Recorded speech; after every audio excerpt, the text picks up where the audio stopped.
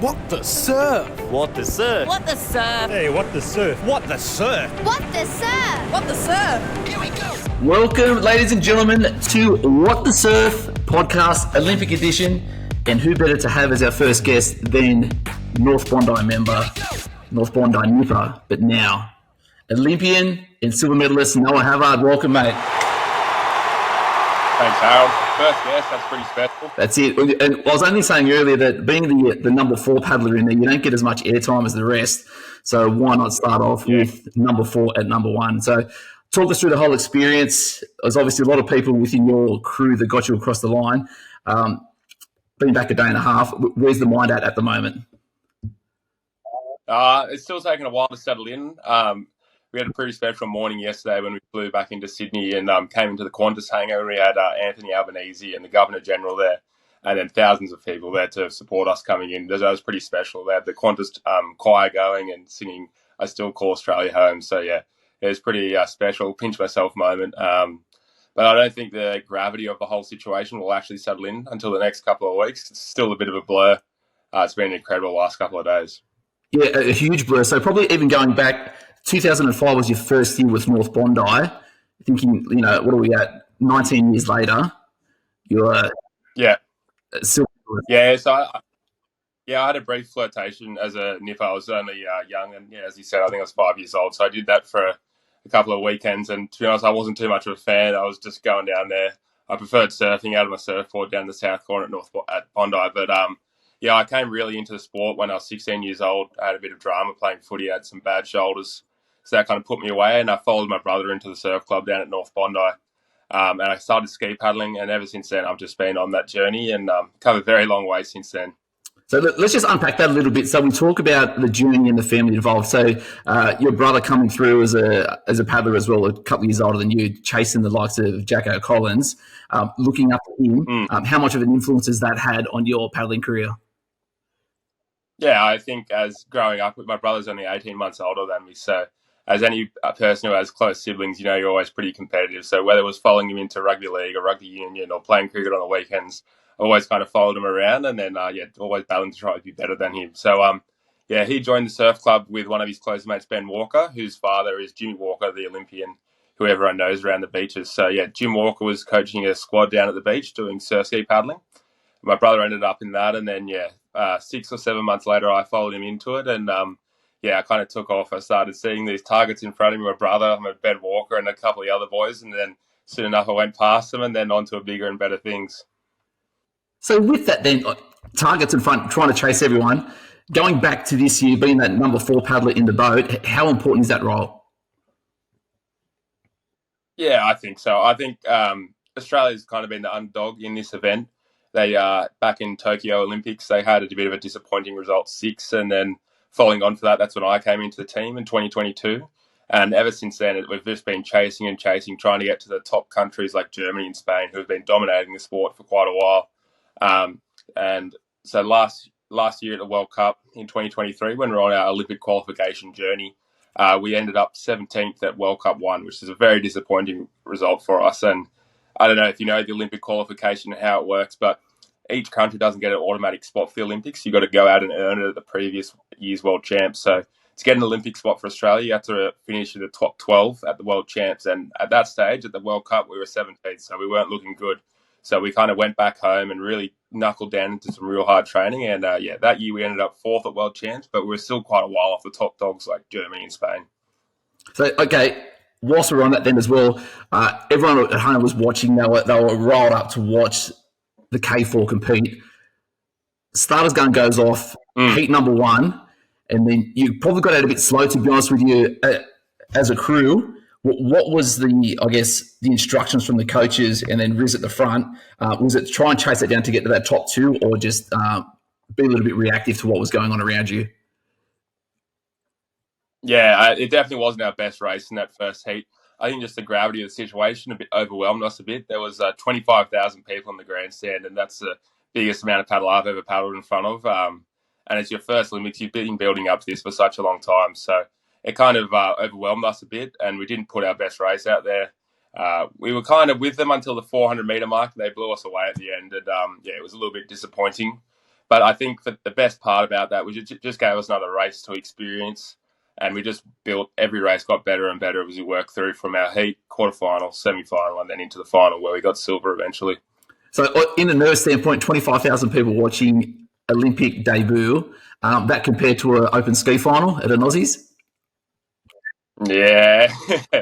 Yeah, definitely a bit more pressure.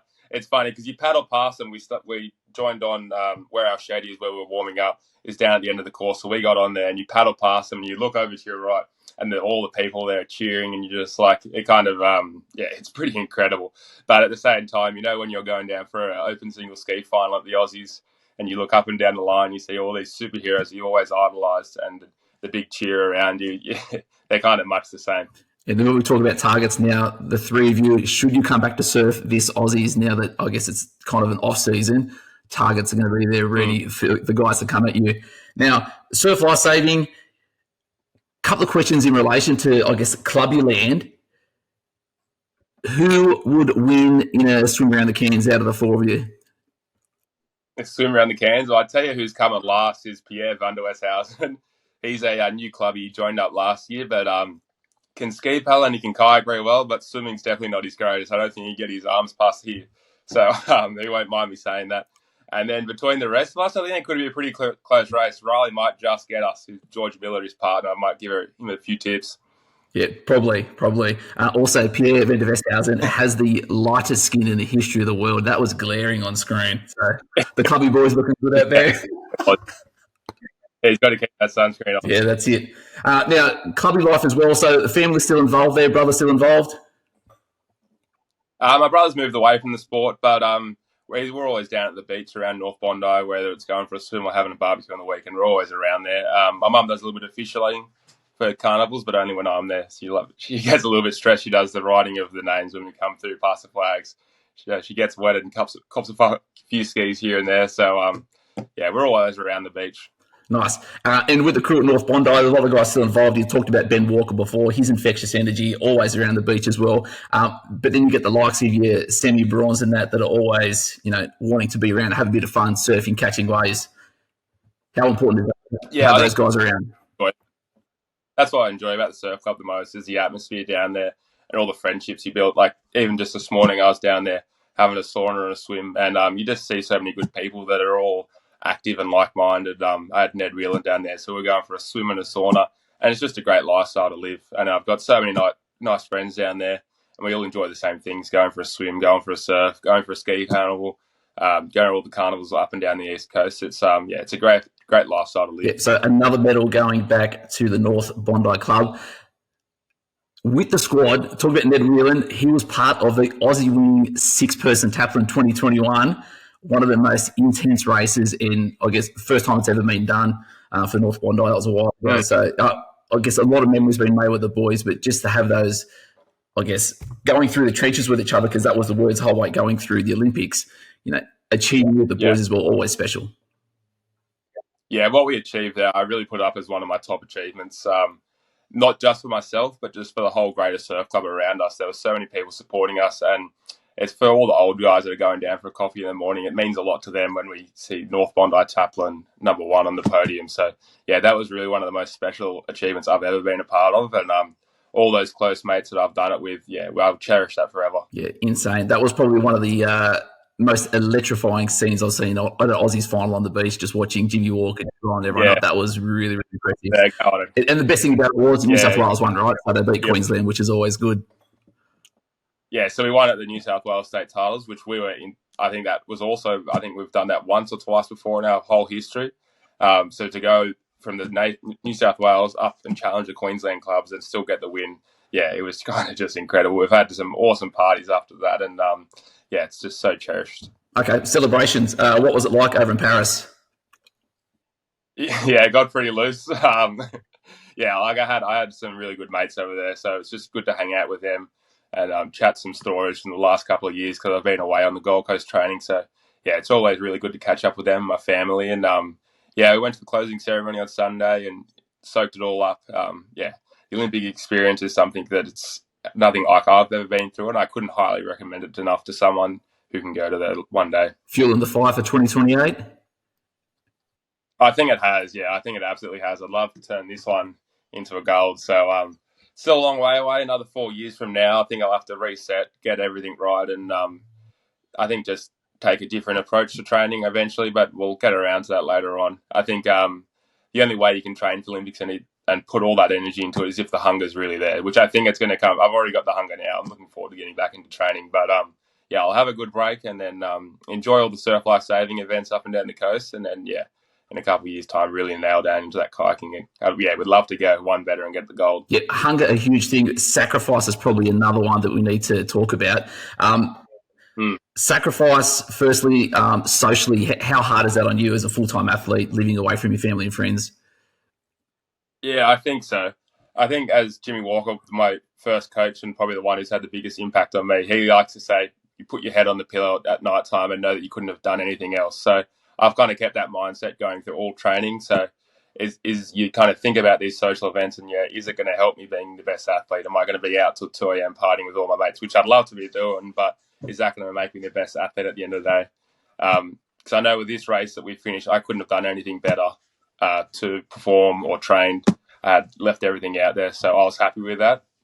You'd just be resenting yourself if you went over there and you didn't train properly and you lost by the same amount. You know who could have known you could have come out there and won. So yeah, takes a lot of sacrifice. Not everyone sees those sacrifices, but I know what I've done for it. So that's why it means so much to me. And I guess having that understanding as well from having such a tight knit family, knowing that you might not be able to turn up to events, or you might be, I guess, a little bit disengaged because you're so fully focused. How important have you folks been on your journey? Oh, they've been so supportive, and it is a pretty selfish lifestyle. Like you're up at the morning, you're up at 4:30, and then you're training all day, and you're eating lots of food, and then you're napping. Like it takes quite a lot out of the social life. But yeah, they've supported me the whole way along.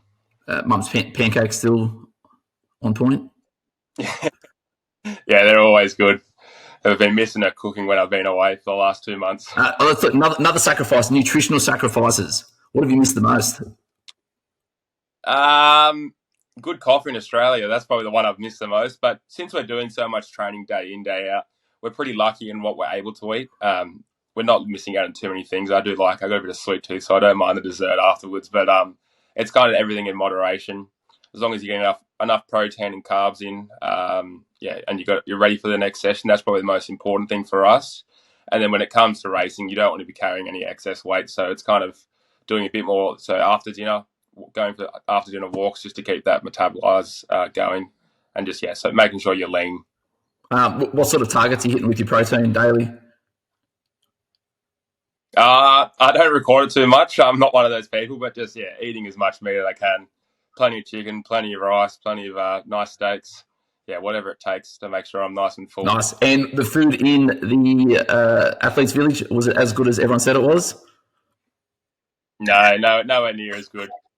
So we were staying away from the Olympic Village for the first week and a half while we were racing, just because it was too much time transporting in and out.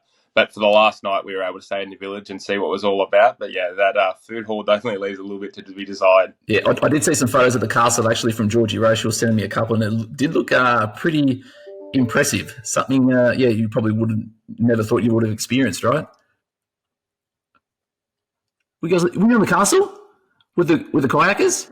Yeah. Yeah, that was so good. It was quite a cool experience. No ghosts at night or anything like that?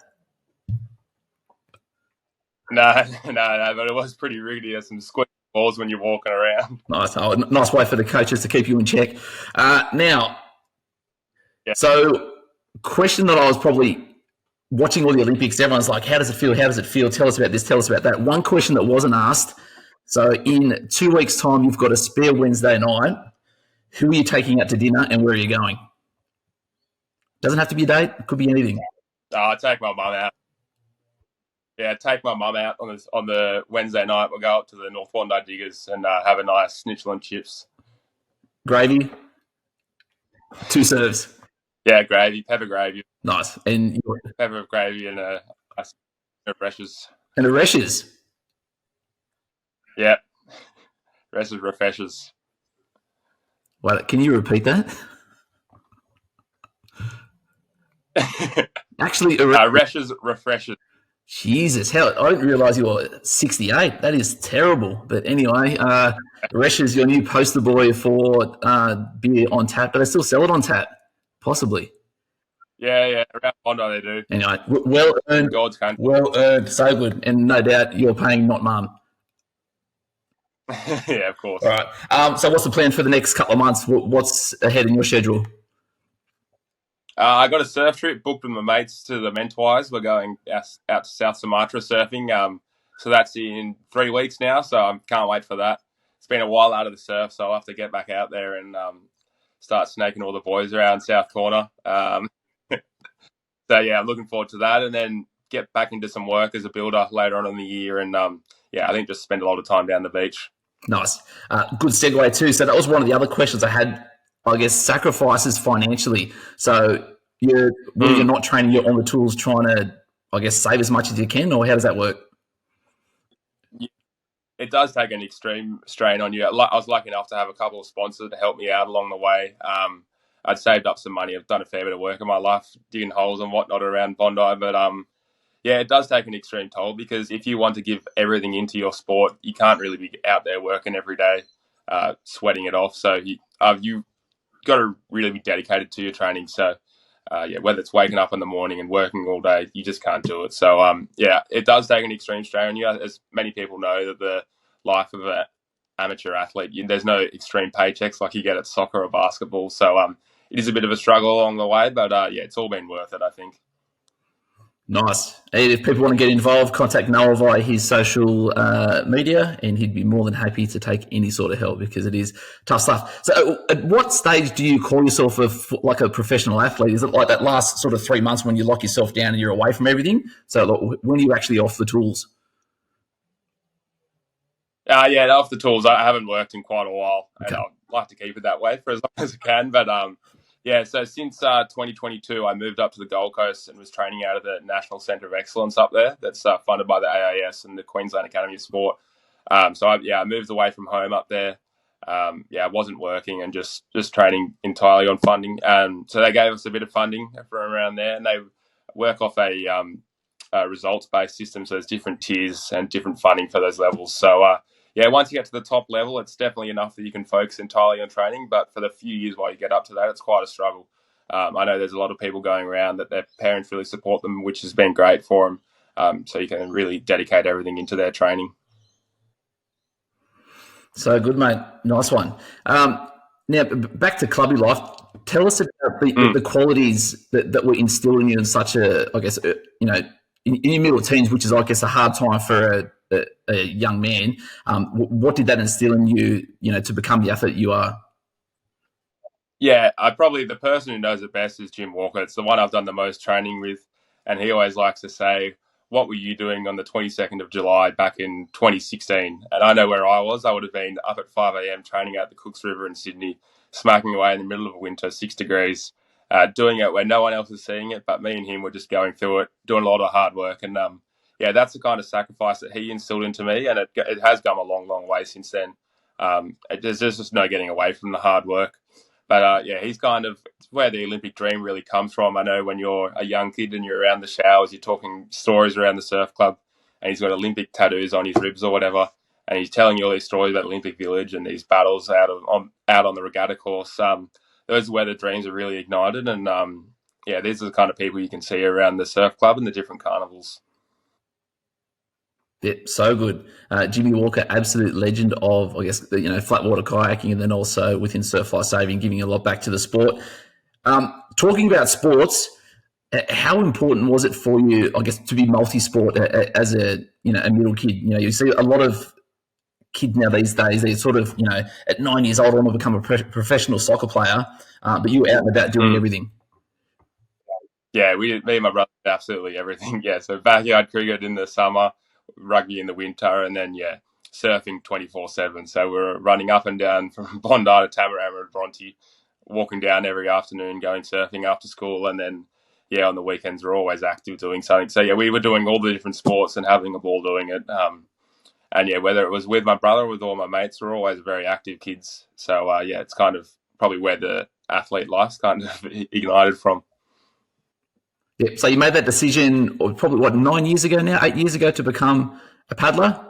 So it's really not really a long time in the sport, but it's amazing to see what you've been able to achieve, once you put your mind to it. So 4 years away, LA's on there, but with the Paris Olympics, was there a couple of, pinch me moments where you're like, oh my God, I'm in the boat, or I saw, this athlete, or, anything like that? What are the highlights that have come to your mind that aren't specifically related to your sport?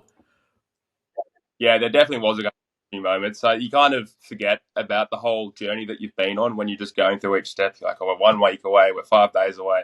And then when you're actually there and you pull on the Olympic jersey like you got on now, it really means a lot to me. It just shows you I'm just so proud to be an Australian. So that was probably one of the big pinch me moments, is when you're pulling on your Olympic gear for the first time and you got all this gear and it's so exciting. And then when you get down to the course and we saw that massive crowd that was there to cheer us on, that was pretty exciting.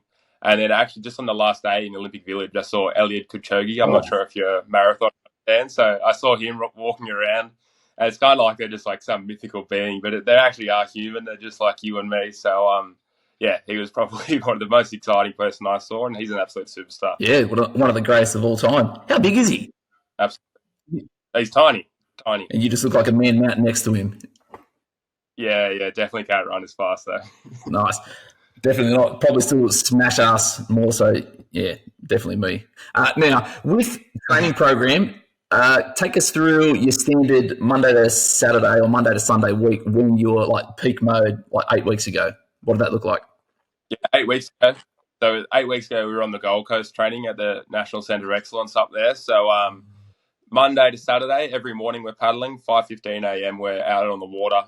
So we're out there. We're probably paddling between 50 and 20 kilometres in the morning for an hour and a half to 2 hours. Then we'll go home, have a big breakfast, maybe a little bit of a nap in between there, because the morning definitely takes it out of you. And then we're jumping in the middle of the day into the gym. So we're smashing out an hour of gym, trying to get those muscles big and pumping. And then we're probably trying to fit in a massage in between then and then the afternoon session. And then, 4 afternoons a week, we're out there paddling again. So whether that's in a team boat or K1 or whatever the plan is. But, it's a fair bit of training, and it definitely does take it out of you. And then on top of that, there's some recovery that comes in. So there's a sauna and ice baths. There's got a couple of good facilities up in the Gold Coast. So, try and squeeze those in where we can, because it does make all the difference at the end of the day. Yep, so good. Oh, and look who's joined us, old Piercy. Welcome to the show, mate. New South Wales Surf Life Saving CEO Steve Pearce. Piercy, welcome to the show. What a treat. Our first guest, Noah Havard, North Bondi. Hello, mate, and g'day, Harold, and g'day, Noah. It's a great opportunity to be here, and I'm very chuffed, mate, to talk about just how fantastic and how proud we were of our lifesavers at the Olympics. Pathway is something Noah and I haven't touched on yet, but seeing so many clubbies represent Australia at that national level, it's so important to get these kids involved in a sport that is outward facing, and then, all these different skills and team cultures that are built into it. Yeah, look, totally, Harold. And I think everyone thinks about life-saving just between the red and yellow flags and rescues and what we do in the emergency services space. But, these Olympics more than ever, I think, really just showcase what a great feeder life-saving is through into elite sports, and particularly the Olympics. And just to watch the Olympics right throughout and hear the commentators always referring to, here's another bunch of lifesavers, really made us proud, but really demonstrates just how strong surf lifesaving is in that sporting space, and how critical it is, for us to provide, elite athletes like Noah going into the Olympics and representing both the country and lifesaving. It's, we were super chuffed. So Noah, there was that photo that circulated where all the clubbies from Clubbyland got together, took a photo. Could you feel that extra kinship, when you were all amongst each other? Yeah, I think so. We all grew up doing the same thing. There was a big bunch of us. I think it might have been 12 or 13, which is quite incredible when you're at the top echelon of Australian athletes. So there's 460 Australian athletes there, and there was, more than, I think it was 13 or 14 clubbies that have grown up doing that. So, it was pretty incredible. There's Lani Pallister. She's also an Olympic gold medalist now. It's a pretty top echelon group. So, very happy to be a part of that. But, there's no doubt that Surf Life Saving has been a great feeder into Olympic sports through the years. That it is. So everyone to sign up. Regos are coming around, ladies and gentlemen. So get your kids involved if you want them to be I guess, of sound mind and body and enjoying the sports, this is the place to start. Now, towards the end of the World, so we've saved it till last, that absolutely unreal final. The whole of Australia was kicking you guys. We got to the 500-metre mark and we thought, the Spinnakers up, here they come. And then it was just stroke for stroke. The rate was up there, 0.04 seconds away from a gold medal. Yeah, it's the tiniest of tiny margins. I think it's probably the width of a canvas piece of paper. I think it will keep me up for night in a couple of weeks' time when I'll be pondering on it. And I think just how close we really came to getting that gold, but that'll probably ignite the hunger to come back for LA 2028. But we didn't really know when we crossed the line. We knew it was very tight. Riley was celebrating up the front. I thought we might have won it. So we were sitting at the end of the race. I knew we had definitely secured a medal, so there was a bit of elation there. And then, I think we were waiting 45 seconds to a minute up on the board. We were all looking left, waiting for the numbers to come up on the screen of who won what. And then it came up Germany first, Australia second. We were gutted. We absolutely were gutted for the first 5 minutes. We put so much effort into getting that gold, and that's what we all wanted. But it kind of, after that, it settled in just how special a performance it was. We put our best effort out there, so what more can you really ask for? But 0.04, it's bloody nothing. But did it feel like the perfect race out there? Because it looked pretty good to us.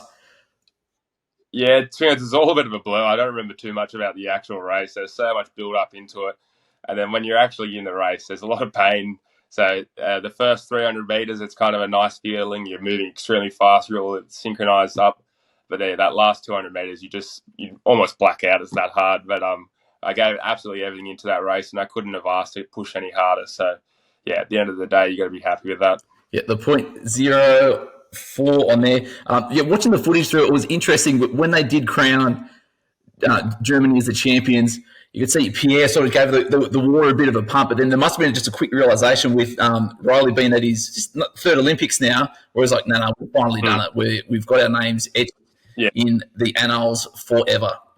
Yeah, you're an Olympic medalist forever, and there's no backing that down. So, yeah, I think Pierre might have been a little bit gutted, as we all were, but at the end of the day, you are an Olympic medalist. And I think I was looking on Wikipedia how many Australian medalists there were. I think there's 460 maybe from all Olympics. Don't quote me on that, but it was around that number. So you're a tiny. Everyone wants the gold, but not everyone gets it. At least we've got something to come back to Australia with. And we were part of Australia's most successful ever Olympic campaign. So to know we contributed to that medal tally, it's pretty special. That it is. Speaking of which, have you checked out your Wikipedia page yet? No, I haven't. No. I might have to check it out. Have I got one? Have I? Bearing. It's got half a paragraph. So, in your spare time, make your own edits, make up your own burner profile, and sing your own praises. Yeah. 10-year-old Noah would be pretty happy with that. Yeah, so good. Have you got any questions, Steve, for the legend that is Noah Havard?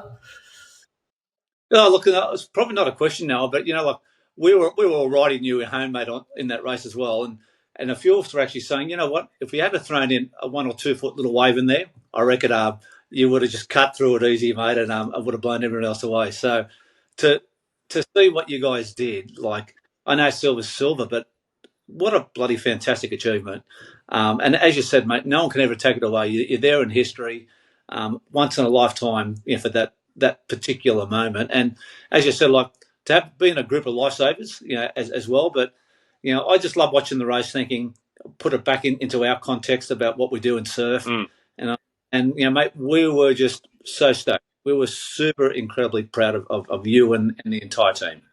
Yeah, the support I've had from back home has been nothing less than sensational. It's incredible how many people actually watch that race, and people I haven't spoken to in 10 years have been messaging me on Facebook and whatnot, saying how happy they were to see me go well. So that kind of shows the movement at the Olympics really is.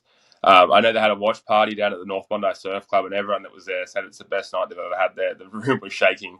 So, yeah. Well, I could tell you, Noah, down at my surf club down the south coast here, we were chatting, and all of a sudden we had a couple of the young blokes all coming out of the woodwork asking, can they come and borrow the skis now after the Olympics, because it's actually pushing a few people to actually get out and have a crack on the skis as well. And I reckon that will only just increase over time. So they can also what's, I guess, a potential, but also just see how great it is. Yeah, exactly. I'm sure there's 14, 15-year-old kids around there that are just moving into ski paddling. They're coming up from their longboard paddling. and that'll inspire them. And that's what I've been inspired by plenty of performance through the years, and I know that I'm one of those people inspiring a younger generation now, so that's pretty special. And who knows, in 8 years' time, I might have a young little nipper just coming up and pushing me out of the Olympic team. So it's always, it just makes the depth in the sport greater. And it's glad I'm pretty happy to inspire some young kids. Nah, good stuff, mate. Well, look, I guess just on behalf of us, mate, really well done. Probably it's great to say it in the podcast, but we probably can't tell you just how chuffed and incredibly proud we were of you and all our club, to be there at the Olympics, and just to hear, as I said, the commentators always say, "Here's another lifesaver." I thought, how great's that? Yeah, thank you very much, and it'd be great to see some more lifesavers in the next couple of years out there. All good. Well, Noah Havard, thanks for coming along with us for the What the Surf podcast. Any final thank yous you want to shout out to the wider network that is all with Team Havard? Just a pleasure to be on the first ever episode. I'll have a look back and listen to my performance, see how it went. But just a big thank you to all the people in North Bondi Surf Club who've helped us get along the way. It's been pretty special, and everyone around Australia who cheered us on over the last week, it's been nothing short of incredible. Legend. Raising the roof for you, big man. Congratulations. Episode 2 coming up shortly with Collaroy's own Georgie Rowe, the legend that she is, Noah. Yeah, pretty special. Watched her row over there. It was pretty incredible. Thanks for having us on. Farewell.